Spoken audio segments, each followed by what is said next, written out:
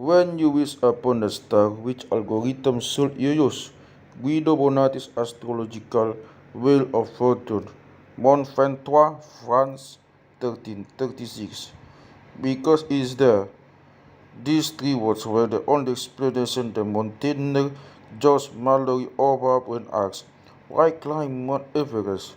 The Italian poet Petrarch gave much the same reason for why he went to the top of Mont Ventoux, the windy mountain about limestone bluff overlooking the villages and countryside of southern France. He said, led solely by a desire to see the remarkable height of the place. Petrarch, poet and patriot, believed that Italy's rebirth, its renaissance, if you wish, could only occur if its modes of expression, in Italian no less than in Latin, regained their capacity to speak the loftiest thoughts, as once they had for Virgil and Cicero 1500 years before. In describing his little excursion, then, Petrarch can hardly be expected to have limited himself to Mallory's Sphinx-like brevity. Instead, he treats us to one of the most delightful set pieces in all of medieval literature. As Petrarch narrates it, he and his younger brother Gerardo set out in the early morning from the nearby village of Malocene. They were accompanied on the trek by two unnamed servants, since, while it may be true, the Renaissance humanists would insist that man is the measure of all things, it's still nice to have someone to carry your stuff. After an earnest initial climb, Petrarch found himself repeatedly led astray by easier paths, which however all proved false. Recognizing the error of his ways, he returned to the straight but arduous track, which alone could lead him to his hope for reward. At last attaining the mountain's peak, Petrarch was awaited to see the clouds beneath him, and when they departed, the glorious sweep of creation below. Remembering that he had brought along a copy of Augustine's Confessions, what self-respecting medieval poet wouldn't, he opened a random page and read, "A man go to wander at heights of mountains, the huge wells of the sea, the river's wide falls, the mid of the ocean, and the revolutions of the stars, but they forsake themselves." Petrarch was thunderstruck at a moment when his spiritual anxieties had converged with such intensity. It was as if those words had been addressed directly to him, reminding him that of all of God's wonders, the soul was the one most worthy of regard. If he had seen the stars at the moment, hidden thought they were by afternoon's daylight, he would have observed that they too had converged into a quadruple conjunction of Jupiter, Mars, Mercury, and the Sun, with the full moon perfectly positioned to receive the rays from directly across the zodiac. Petrarch, Petrarch's, Petrarch's experience on Mont Ventoux is often cited as a 14th century example of the 20th century idea of synchronicity. This notion, defined by the Swiss psychoanalyst Carl Jung, expresses as he put it, that whatever is born or done this moment of time has the qualities of this moment of time. In other words, encountering the passage from Augustine was no accident. The universe and all of Petrarch's prior experiences had primed him to receive that message at exactly that place and exactly at that time. Astrology similarly ascribes a distinct set of cosmic characteristics to each moment, be it an age of the blink of an eye. If the astrology of Petrarch's day has its own defining characteristic, it was in how its practitioners applied themselves to passing each moment and each moment's powers with increasingly fine precision.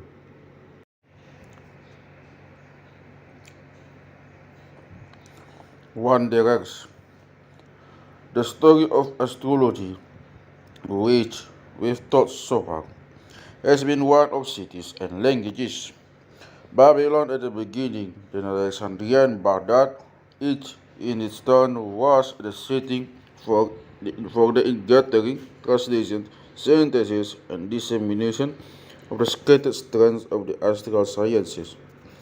Many cultures contributed, but it was within these cities that astrology received its most significant and lasting expressions, first in Akkadian, then in Greek, and then in Arabic.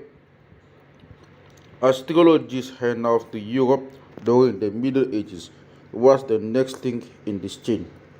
As before, there was a dawning awareness of technological inferiority, followed by frantic translation effort, this time out of Arabic, with astrological texts conspicuously overrepresented.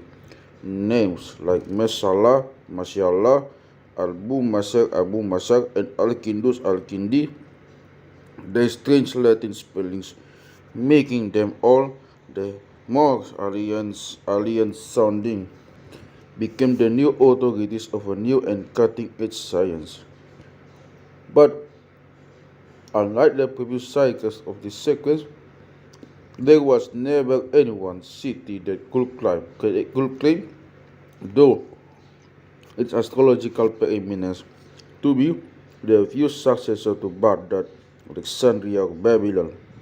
Instead, in astrological expertise, just as in everything else, the city of medieval Europe filled with one another, a condition that doubtless contributed to accelerating pace was begun of Europe's technological rise.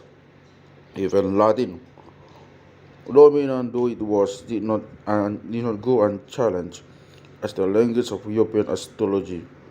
The first scientific textbook written in English, for instance, appeared as early as 1391. It's an astronomical and astrological manual on the use of the astrolabe written by none other than Geoffrey Chaucer, he of contemporary tales fame. Meanwhile, Europe's most prolific center of translation was Toledo, Spain, situated near the politically fluid frontier between Christianity and Islam. It was, it was there that the great scientific books of the Muslim world, both Arabic originals and Arabic translation of Greek texts like the Almagest, were received into Europe.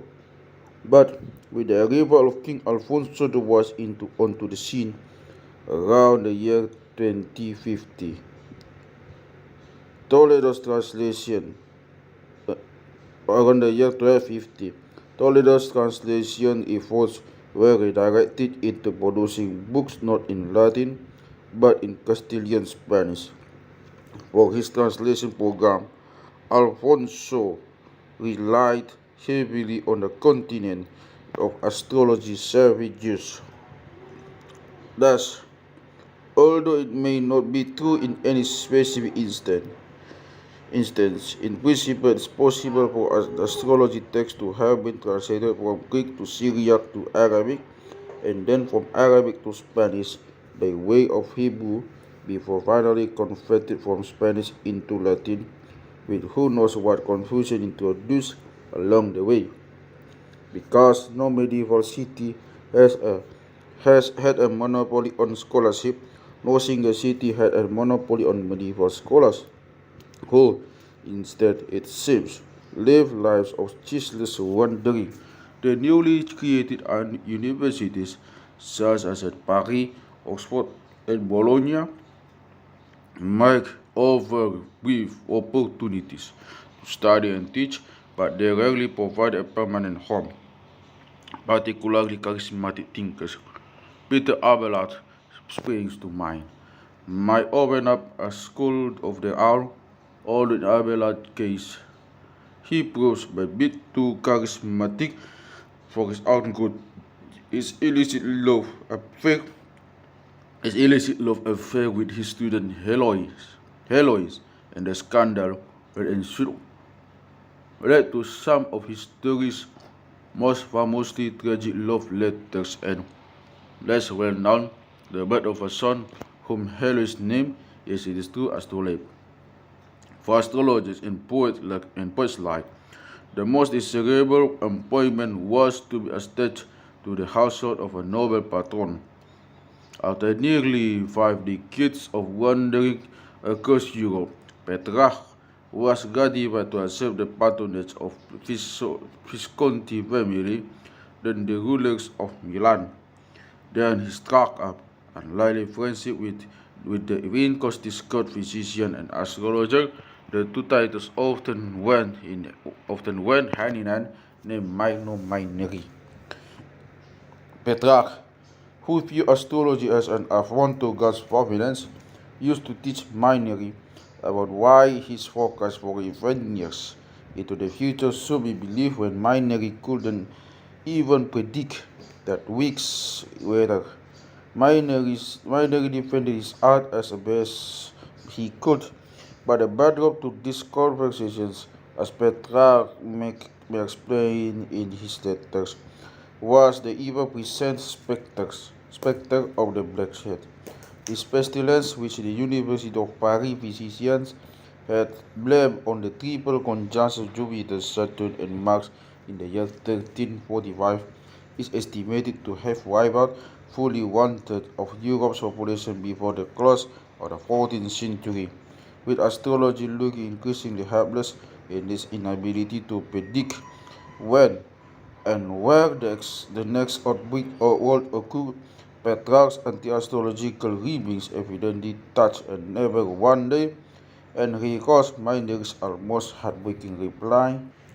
My opinion about this no different from yours, my friend, but this is how one must live here.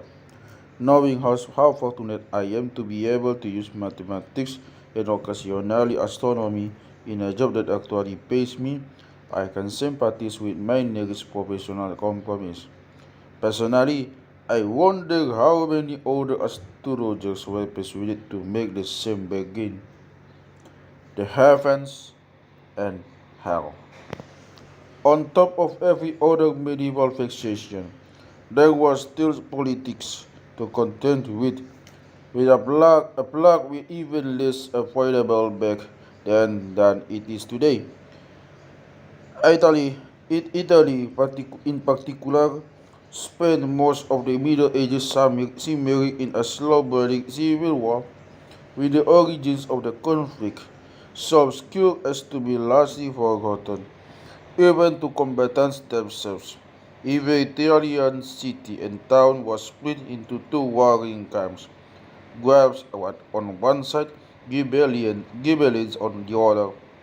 This was the factious setting in which Dante wrote that most political, but also most cosmological of all great poems, the Divine Comedy.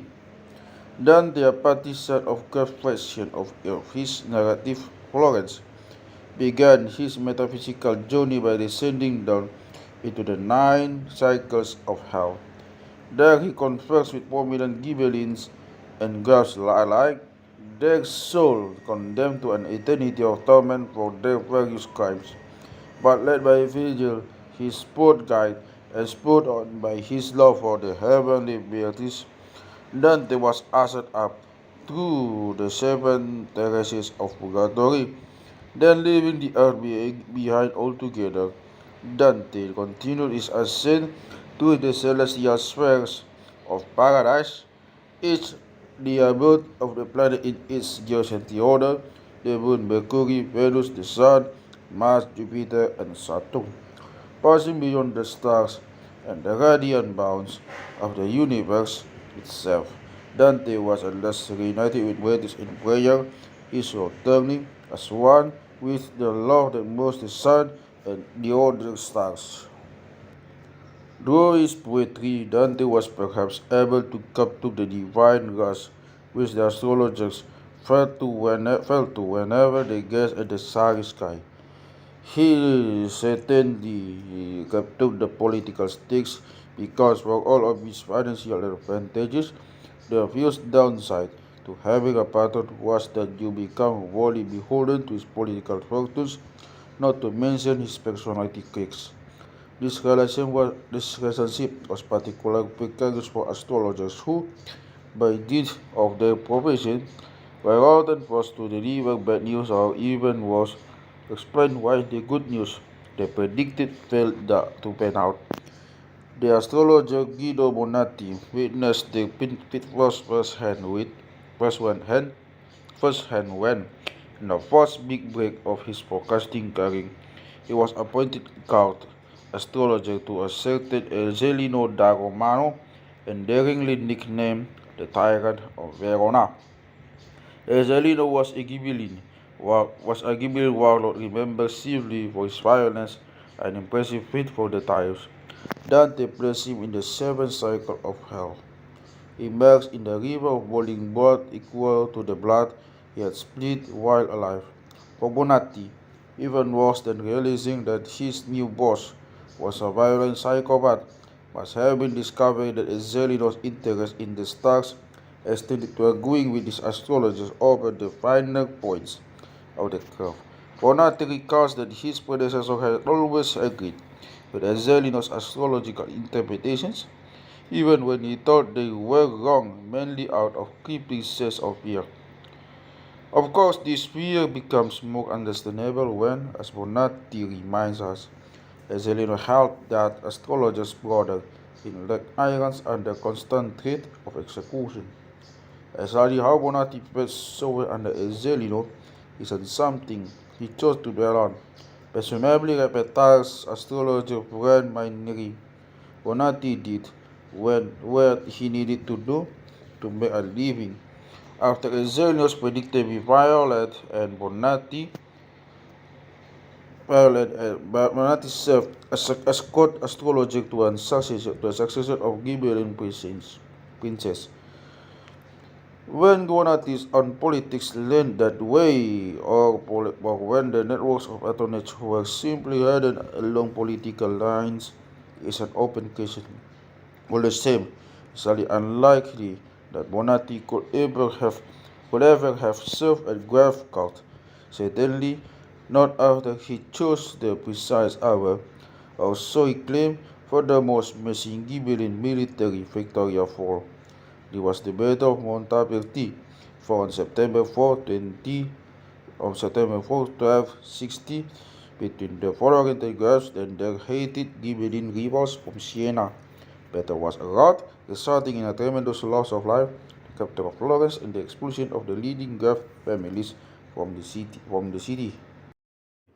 Although living a generation after the battle was incensed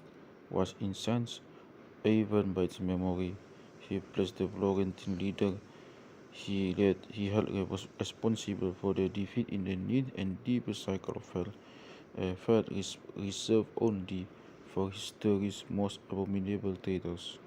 Whether Dante knew of Bonatti's self-professed role in the battle isn't clear, but he despised him all the same.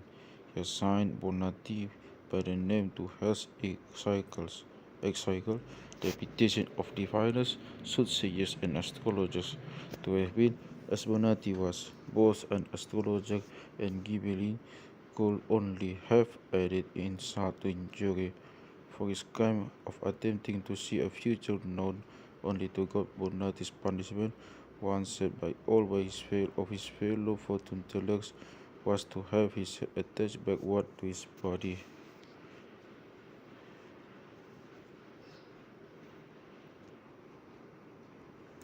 Even now, Bonatti is suffering backward and weeping, a torment destined never to cease so long as Dante's undying words are read, an algorithm over every occasion.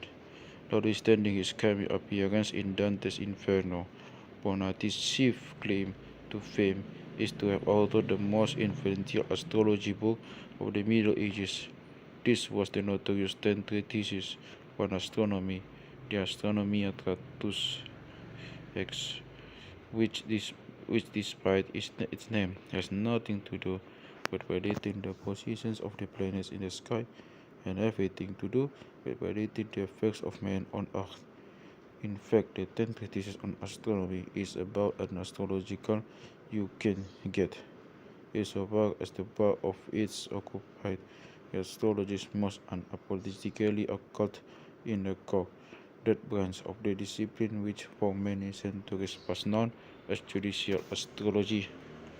The basic premise of judicial astrology is that you ask the stars occasion occasion about pretty much anything, and the stars then reveal their judgment, or in Latin indicium.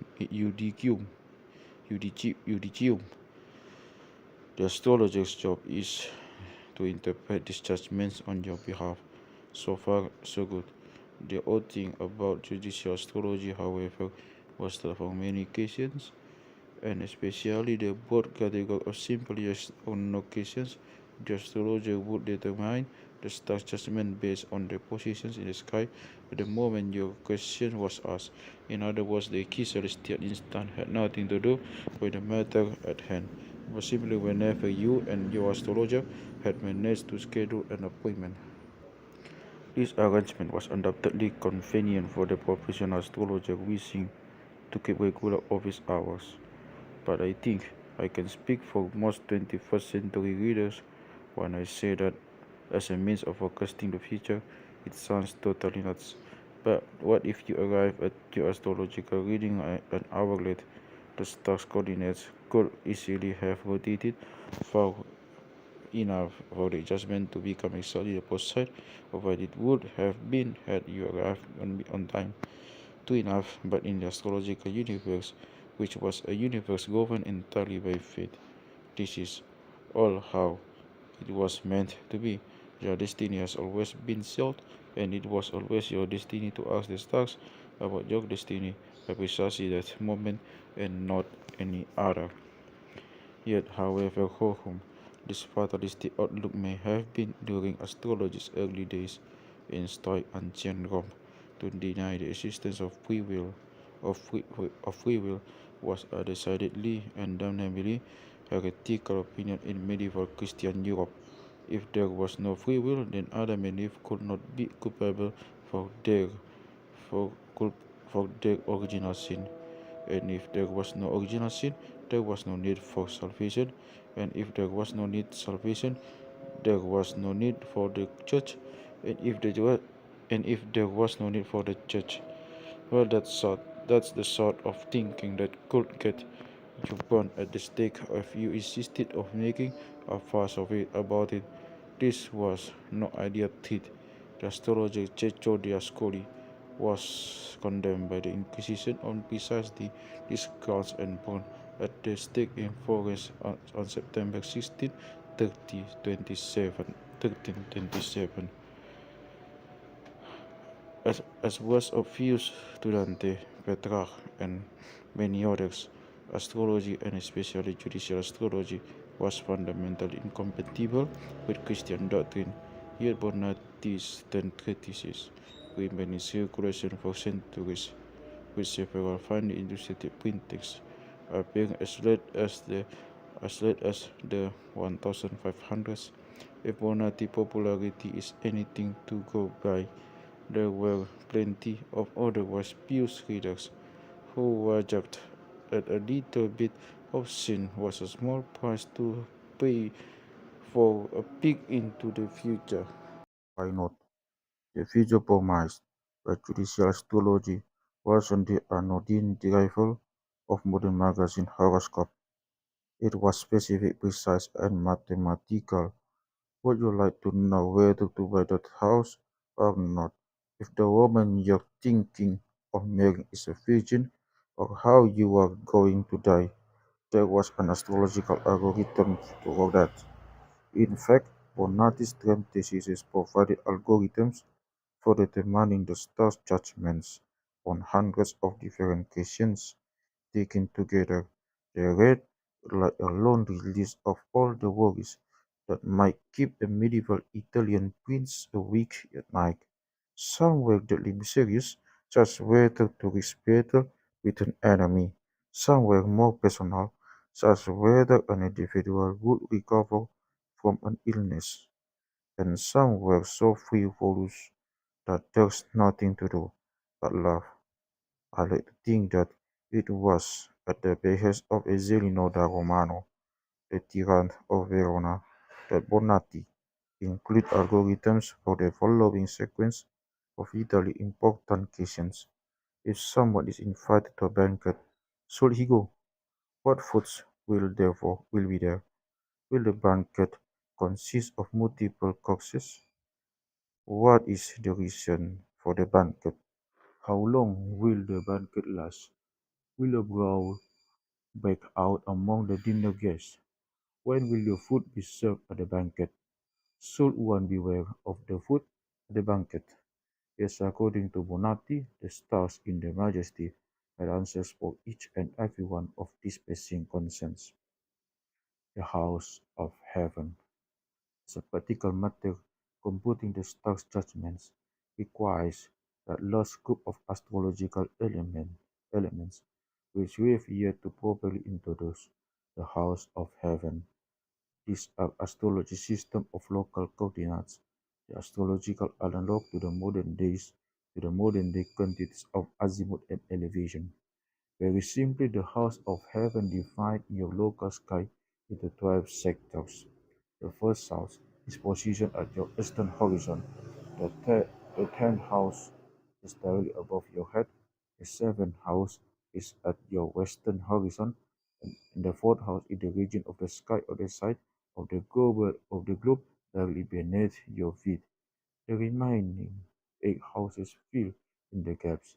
In our seams of heaven, these 12 sectors are labeled with small numerals 1 to 12. I've refrained from describing the house of heaven up until now mainly because astrology is complicated enough without them, but this shouldn't be taken to imply that there were less important of astrologers of earlier ages. On the contrary, the house of heaven were integral to the earliest Greco-Roman astrological systems described by Marcus Manilius, Claudius Ptolemy, and Vettius Valens. More assertively, we can regard the house of heaven as the defining elements of astrology itself, because unlike the zodiac, the house of heaven are not mentioned in the older Mesopotamian rites of celestial divination, and whatever the astral arts of ancient Babylon may have been, it is not strictly correct to call them astrology, since this is properly a Greek name for Greek science. The house of heaven were more than just sectors of the sky. Each house was believed to be connected to specific aspects of human life, such as health, money, or children. As the sky's revolution carried the planets through each of the 12 houses, once per day, the nature of their significations that does change hour by hour. On the 12 houses, the most powerful were at the four cardinal or angular points defined by your horizon. The first house east, the 10th house up, the 7th house west, the 4th house down, the scheme house 2, 5, 8, and 11. These were called upcoming assassination houses, since the sky daily revolution would carry any celestial body within them into one of the angular houses within the next hour of two. Houses 3, 6, 9, and 12 were called falling or cadent house. The bodies in these houses has recently assisted an angular house and consequently were seen as weak and unlikely. Latin authors like Bonatti tended to refer to the houses simply by their numbers, but in the older Greek tradition they were given mystically outlandish names. Of course, we're already familiar with one of them. The first house in Greek was the horoscope. The rest of the system is sketched out in Table 8.1.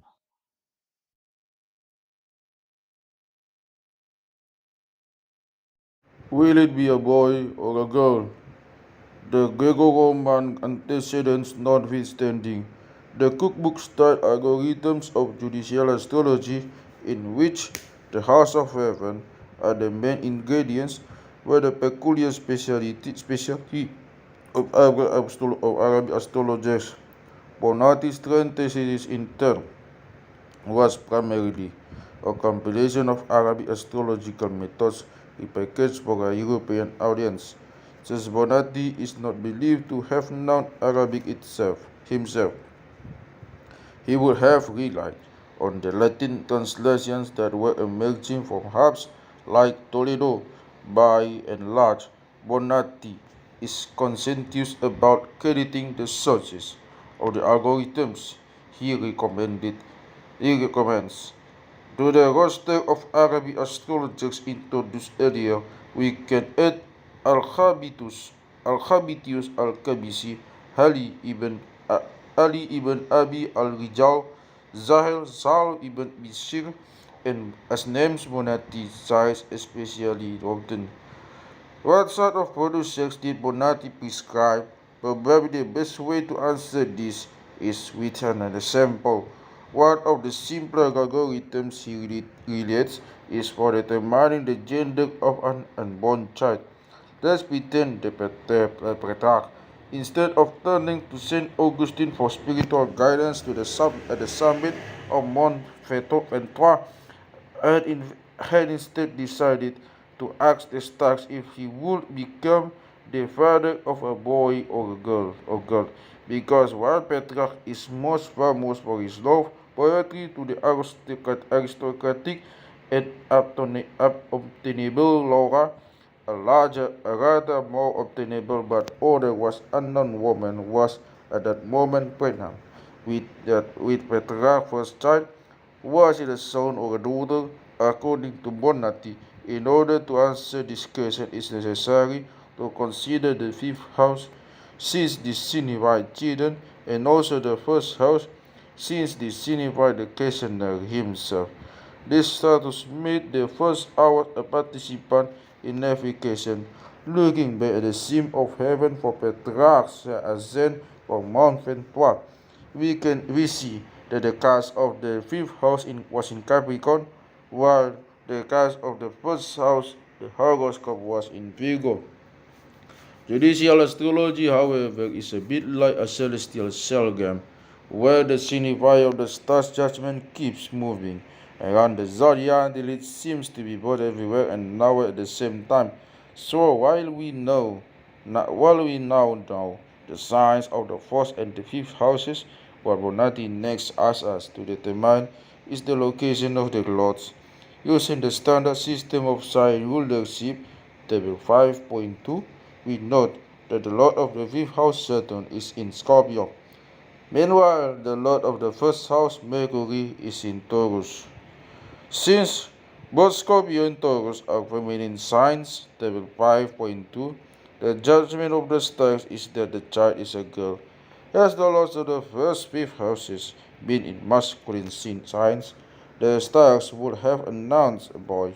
If the genders of the signs had been mixed, it would have become necessary to consult the moon, and things get rather more complicated from there.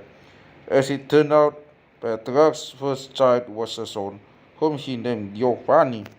Sadly, at the age of only 20 hours, Giovanni became as head Petrarch's poetic love, Laura, some years earlier, one of the many millions who succumbed to the plague. Cheating fate. Amidst the will of Arabic texts translated in medieval Spain, one that proved weak out of all proportion to its slender size was the Kitab al-Jabr by Muhammad ibn Musa al-Kharizmi, the great mathematician of 9th century Baghdad. This book is a short collection of easy-to-read, step-by-step instructions for solving certain types of algebraic equations.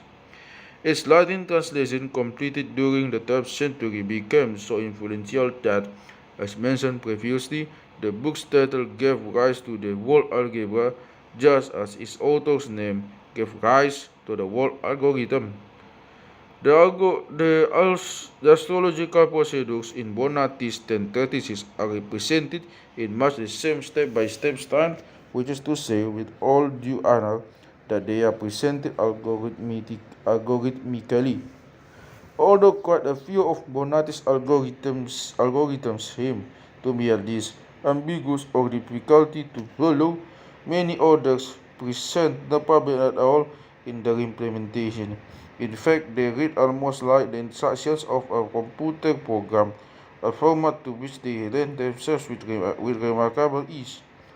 But it's one thing to write a judicial astrology computer program, it's another thing altogether to wonder if the answer it spits back are any good.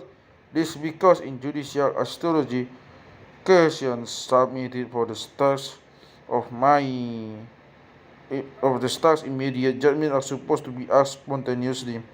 If I sit in front of my computer and click query the stars over and over again, it doesn't take long to figure out that certain configurations of the sky are more likely than others to give me the answer I want. Understandably, then Bonatti insists that an astrologer must never cast a horoscope for his own questions.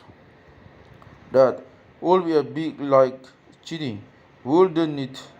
And yet, what's the point of a foreknowledge of the stars if you can put it to good use? I suspect that this line of thinking of something very near it was the inspiration of a complementary set of astrological algorithms called elections. The purpose of an astrology election was to look ahead to the planet's future configurations and then, with the knowledge of the relevant astrological considerations, to choose or elect the most celestially auspicious moment to begin something.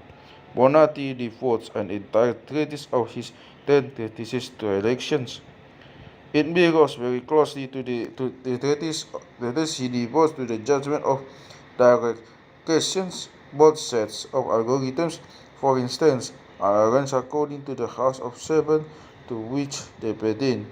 So long as you could rephrase your direct interrogation as a when question, there was usually a corresponding election algorithm to tell you the optimal moment to get started. Yet, however, the two sets of algorithms appear on the surface. They are actually deeply incompatible.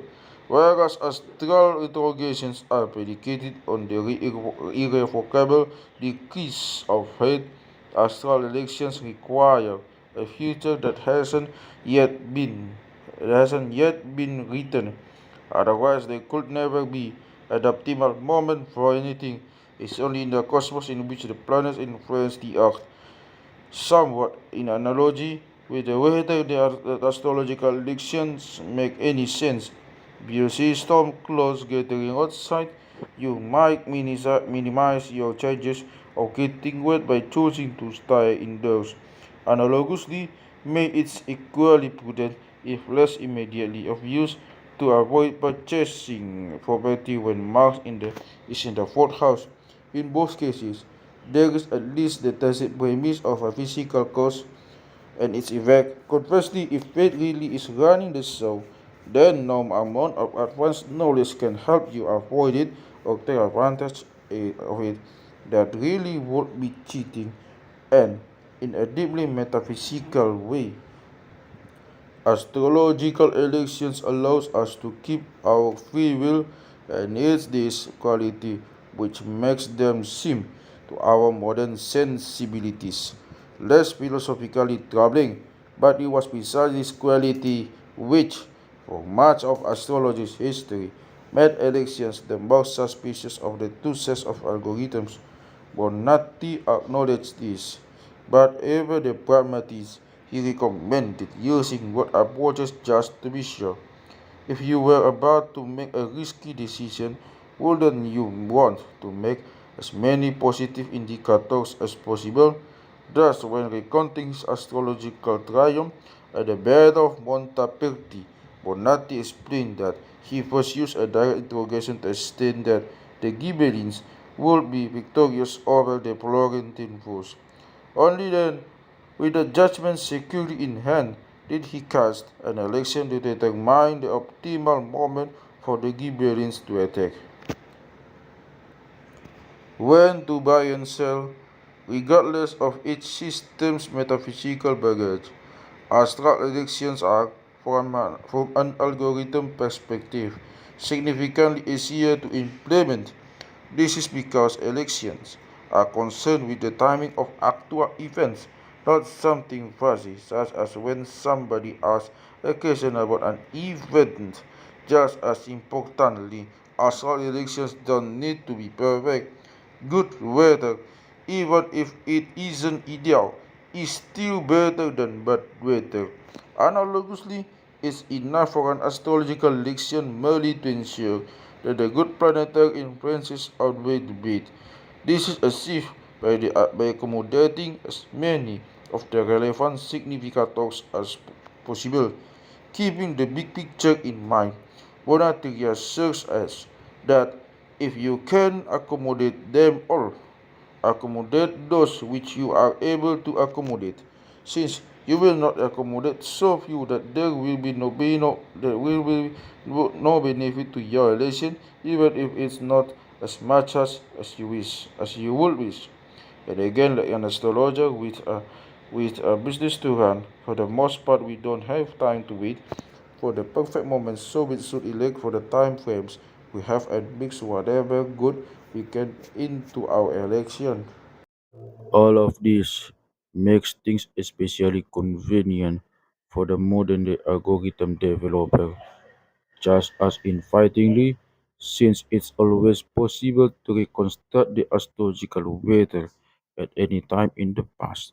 There are many ways for us to explore just how accurate Bonatti's election algorithms really are. How well, for instance, do they hold up to that most fickle of fortune's barometers, the stock market? This occasion we can meaningfully address since Bonatti has given us matching algorithms for determining the best moments to buy and sell for the sole purpose of making a profit. The thought that playing the markets was a pastime as far back as the 13th century caught me by surprise at first, but then again, who financed the Italian Renaissance, if not the Italian banking families who made their fortunes right around this time? He called that we already have a list of every astrological state of the cosmos going back several thousand years. This is our list secrets, which we compiled for chapter 6. Identifying the dates flagged by Bonatti's buy and sell algorithms therefore becomes, at least in principle, a reasonably straightforward affair. When implementing algorithm as a computer program, it's often helpful to first sketch it out in a format called pseudocode. Is a sort of half-human, half-robot style of writing whose purpose is to communicate the algorithm's basic steps in a way that's both easy to understand and also easy to convert into an actual programming language. Below is the pseudocode for my version of Bonatti's buy and sell algorithms. These are by no means the only implementations, especially since I have attempted to accommodate only those significators which seem easiest to accommodate. But this should be forgivable since, following Bonatti's lead, we're not looking for the perfect algorithm, just one that solves itself B to be even a teeny bit better than chance.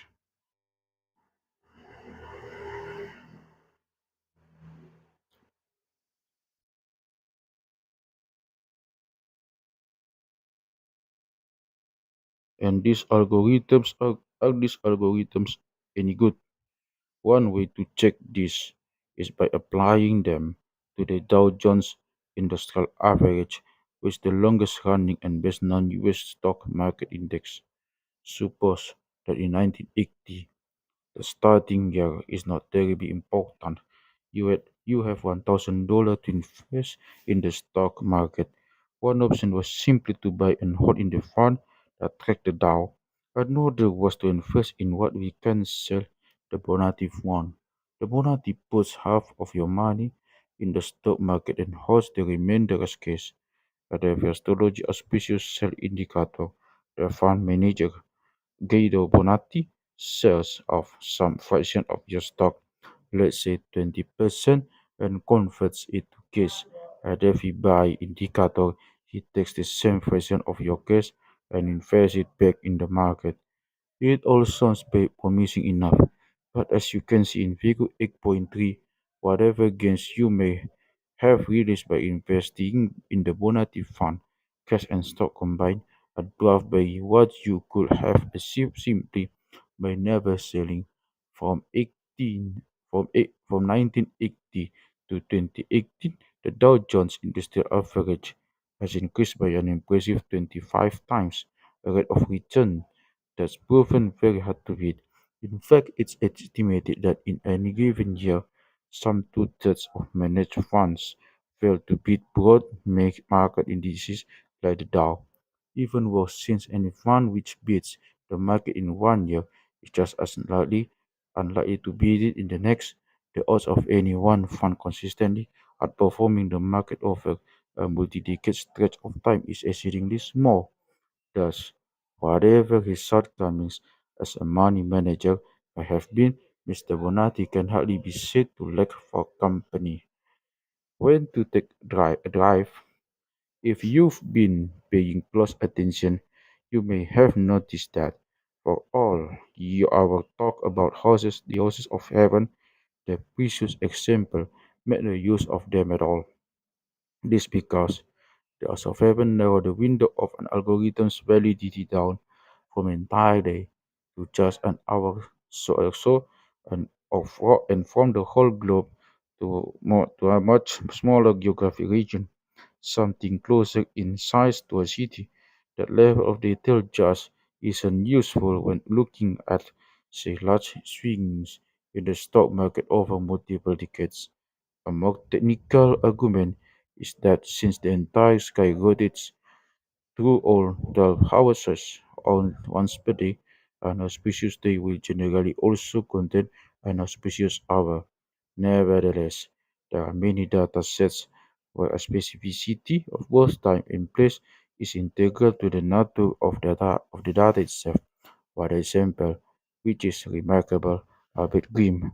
For both the quantity and meticulousness of its data is the Fatality Analysis Reporting System FARS of the National Highway Traffic Safety Administration. FARS is a database of every fatal traffic accident that has occurred in the United States since 1975. Its tables record data in dozens of different categories, including the latitude, longitude, date, and time to the nearest minute where possible of each and every fatal case. It suggests that we have enough information to check another of Bonatti's astrological elections, namely when to set out and on a journey, because if there's any journey which can be said to have begun inauspiciously, it's one that is cut short by death. Astrologically, travel is the bailiwick of both the third house short journeys and the ninth house long journeys. The algorithms Bonatti gives for selecting the best times to set out are characteristically complex. The long journeys, for instance, ought to take into consideration the journey's purpose, the point of departure, the destination, and even the mode of travel. However, there's one basic consideration which Bonatti insists upon unambiguously. You should never begin a journey when the moon is below the horizon. In other words, if you're planning to take a trip, be sure to begin it when the moon is in houses 7 to 12 and not in houses 1 to 6. Is there any merit to this advice? The FARS database, you will not be shocked to read, doesn't record the position of the moon of any other celestial body. However, knowing the latitude, longitude, date, and time allows us to compute, with some effort, the lunar elevation at each crash site. This is a seemingly simple computation method run simple by America's maddeningly local observance of time zone boundaries. And I like saving time. Keep in mind that the moon can be above or below the horizon during the time just as well as during the night. So at first glance, one wouldn't expect there to be any connection between the incidence of fatal traffic accidents and the position of the moon. Expressed more statistically, we have a null hypothesis that the number of cases when the moon is above the horizon should be equal to the number of cases when the moon is below the horizon. Is this correct? Figure 8.4 shows that for the last 5 years of complete statistics, 2012 and 2016, the results are estimated close to a 50-50 split. One may tempted to dismiss the small discrepancy as just a bit random noise, but it is not possible to ignore so easily the sheer number of cases we're dealing with, well over 150,000. Beyond being a terrible reminder of just how many lives are lost this way, a simple size this large transforms otherwise coarse statistics into an extremely fine measuring tool. In fact, with a sample of 150,000, if even a difference of just 400 incidents of 0.3% can be meaningfully detected, or rather similar discrepancy 3 times that size. Although the difference may be small, it's extremely unlikely to be the result of random noise. All things being equal, the data indicate that you are slightly less likely to be involved in a fatal car crash when the moon is above the horizon than when it's below. I admit, rather surprised by this. But with an statistical test, it's important to report the results, whether they accord with expectations or not. To repeat the test until the right answer emerges serves only to exacerbate the widespread plague of confirmation bias in the sciences. But this need not be the end of the story. Far from it. Unexpected outcome is always an invitation to investigate why. Yet, before embarking on a laboratory research program to get to the bottom of this mystery, it occurred to me that there's probably a very simple explanation. While the position of the moon should have no effect on driving conditions during the day, this isn't really true at night, especially on dark country roads. The difference in nighttime ambient light between a full moon and new moon can be dramatic. And sure enough, it turns out that the missing discrepancy is contained entirely within the nighttime data.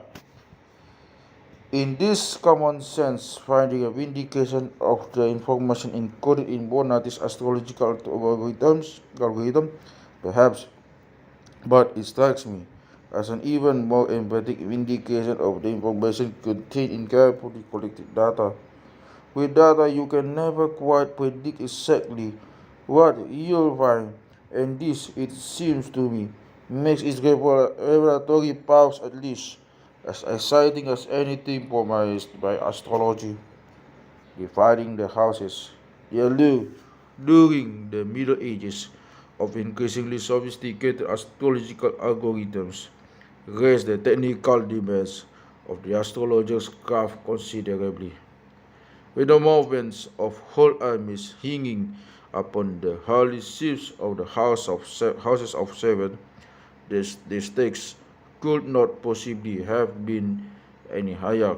And yet at the time, there wasn't any agreement about where one house ended and what another began. Surprisingly, today there still isn't. Before I started writing this book, I didn't know I didn't know all that much about the houses of seven, or if I thought I did, I was wrong. What I did know was that modern astrologers still argue about where to place the dividing lines or curves between the 12 houses. This strike me as jarringly bizarre. How had this question not been settled 2,000 years ago? More to the point, I didn't expect I did to worry about to worry much about it. I was excited by the idea of applying ancient astrological algorithms to modern data, but if my results depended on something as abstruse as using one set of horoscopes over another, well then clearly I would have taken a wrong turn. It's true that the precise boundaries of the house of heaven can hardly hold the key to whether a horoscope is somewhere right or wrong, but in a way that I had not anticipated.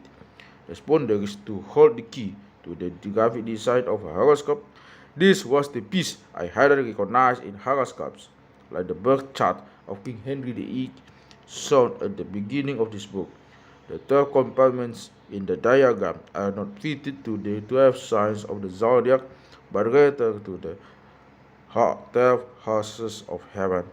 Color plate 11 serves a manuscript illumination from King Henry's time that illustrates this setup beautifully. Very simple. You cannot draw a horoscope of heaven without committing to one of the various systems for dividing the houses of heaven. And once this dawned on me, I became determined to untangle the truths of this utterly obscure yet delightfully technical topic.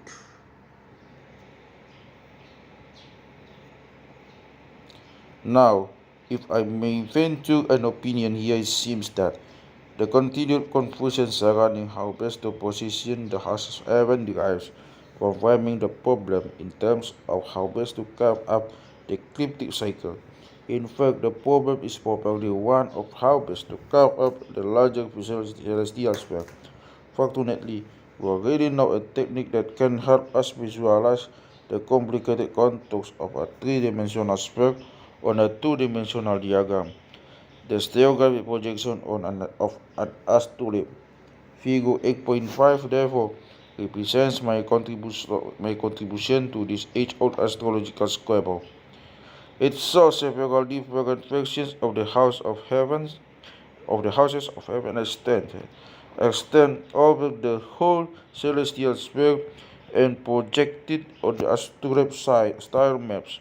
The geometric properties of each of these systems are summarized in Table 8.3. Note that I've used the labels that are commonly found in modern astrology books, even if the individuals whose names they bear need not have been the original inventors.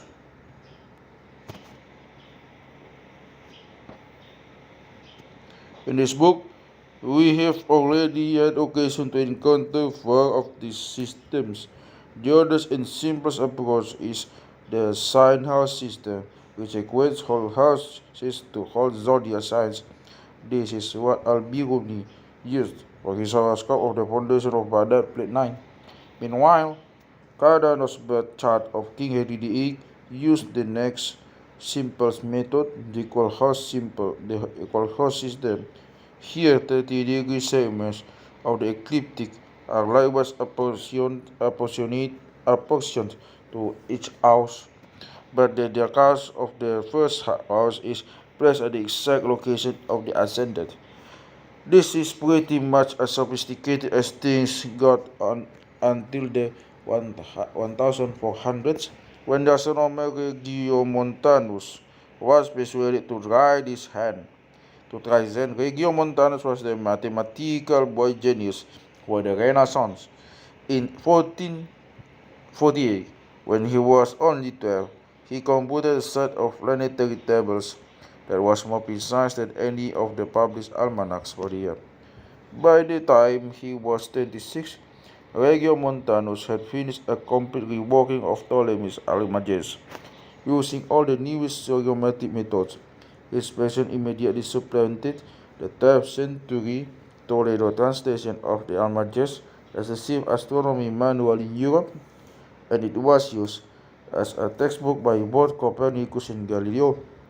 Thus, when a certain archbishop in Hungary demanded an improved system for determining the houses of heaven, in particular one that thought be more faithful to the false instructions given by Ptolemy in his Tetrabiblos, there was only one person to ask. Regiomontanus accepted the challenge. In a brash and masterly treatise, It surveyed the existing methods of house division, dismissed them, dismissed them all as inadequate, introduced an entirely new method, and provided tables for computing the boundaries at any latitude to the nearest minute of arc. Astrolabe makers in particular appreciated the geometric elegance of this method, and if you look closely, you can see Regiomontano style curves engraved on the astrolabe of Gerard Mercator. That one. This then is the third system of House of Heaven which appears in this book. Regiomontanus' method are perhaps to have been the final word on the matter. His mathematically rigorous system sliced the sky into sectors that have pretty much all of the attributes one could wish for in a system of houses, and his tables made it possible for anyone to replicate his procedure. But in spite of their many advantages, regiomontanus sources have all but disappeared from astrology today. They've been usurped by Placido's houses, named from Placido de Titis, a 7th century Italian astrologer who promoted their use. Placidus houses are, by a wide margin, the most popular system of houses used by professional astrologers today. But from a mathematical perspective, they are also uniquely unsatisfying. This because alone among the systems modeling the houses of heaven, Placidus houses cannot be defined over the whole celestial sphere. This defect gets worse the further north or south you go until at the Arctic and Antarctic cycles the system falls apart completely. Of course, it's hardly my place to quibble with the astrologers over the application of the art, but nor can I refrain from pointing out that there is one system of houses which actually embodies, or so it seems to me, the theoretical ideal. These are houses which Regiomontanus attributed to Campanus of Novara, a 13th century mathematician known for his Latin edition of Euclid Elements of Geometry. Regiomontanus argues convincingly that while Campanus may have conceived these houses, he would not have had the mathematical tools to calculate them. He then goes on to argue, much less convincingly, that Ptolemy would have found them unacceptable. This is a weak grape, and I find nothing in the Theta Biblos to support it. Besides, I don't see how even the authority of Ptolemy here overlooks the compelling mathematical perfection of the Campanus system of houses. Visually, Campanus houses are like the wedges of an orange whose central axis lies along your local north-south compass line. More technically, Campanus houses are what would result if you rotated your azimuth elevation coordinate system by 90 degrees so that its pole sat at the north point of your horizon. This relationship means that it's also possible to define a precise house longitude, not just a house number for every point in the sky. I've used Campanus houses along with this little innovation of house longitudes in each of the seams of heaven in this book, making it the fourth system to appear upon these pages. Might the superior precision of these houses be the deciding factor in whether some astrological algorithm actually works? That seems most unlikely. But speaking for myself, if I was going to wish upon a star, I still want all the mathematical precision I could get. X is unam cave. Beware of one of them. Beware of one of the hours that is, for it will be your last. This getting little mementos like this about the fleetingness of life were often inscribed onto other Western kill timepieces, such as sundials. During the Black Years, however, no reminder were needed of time later with whimsy that came just as quickly to the young and the old, strong and the weak, the righteous and the weak.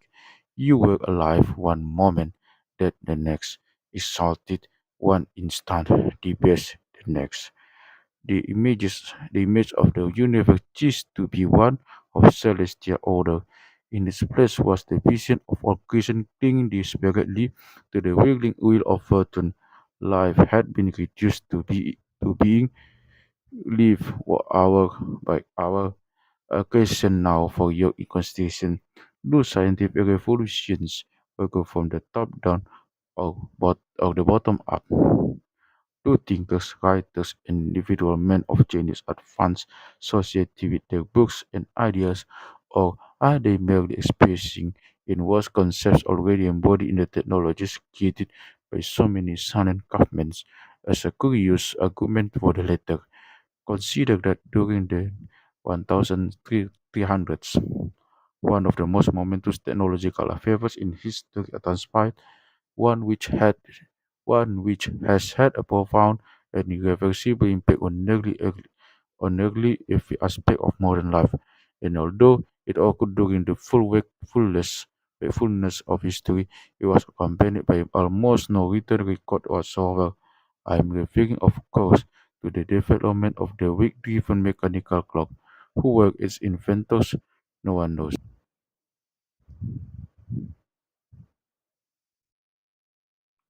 The mechanical clock most likely originated in northern Italy, perhaps a little before the year 1300. Charmingly enough, it's Dante who makes what may very well be the first mention of his mechanism in the Paradiso in a metaphor about the sun. Yet, if in the year 1300, no one paid much attention to its small and awkward prototypes, by 1400, practically every major city in Europe has had a large public mechanical clock to ring the hours. The mechanization of time facilitated some very radical shifts in the perception of time. Previously, the 24-hour day had been split into 12 daytime hours and 12 nighttime hours. The system of unequal hours meant that the length of an hour was different during the daytime than it was at night, and even worse, changed by day according to the season and your latitude. For a modern perspective, this sound horribly inconvenient, but it's really just a question of priorities. If you told me about an event which happened at 6 p.m., then, absent additional information, I have no way of knowing if it occurred during broad daylight or well after dark. Yet, where the New Testament says that Jesus cried out at the ninth hour, everyone would have understood that this was during the middle of the day, halfway between noon, the sixth hour, and thus the 12th hour. The modern practice of dividing the day into 24 equal hours had long been prepared by astronomers. For society as a whole to have embraced, it is largely the result of mechanical expediency. Occur advances were equally spaced increments. It's the mechanical archetype for what Isaac Newton defines as absolute true and mathematical time, which, without reference to any external, flows uniformly, and by another name is duration. By contrast, designing a clockwork mechanism around the system of unequal hours would have been complicated to the point of impracticality.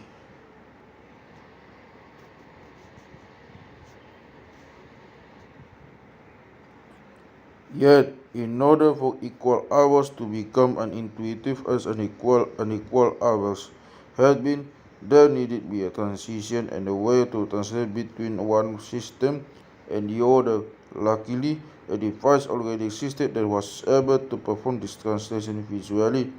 That's why this is why the earliest mechanical clocks, of which the one in Prague's Old Town Square is the most magnificent example, had astrolabe style, which is the 12. Illustrating how this translation was carried out gives us occasion to introduce the final component of an astrolabe. It's a simple pointer called the index or rule and it functions as the forerunner of the hour hand of a modern clock by pointing the rule of the sun's position on the ecliptic.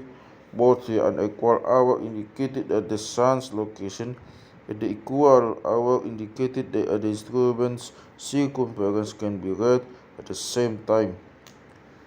That the development of the mechanical clock occurred precisely when the most intricate astrological algorithms were involved in a historical synchronicity too striking to ignore.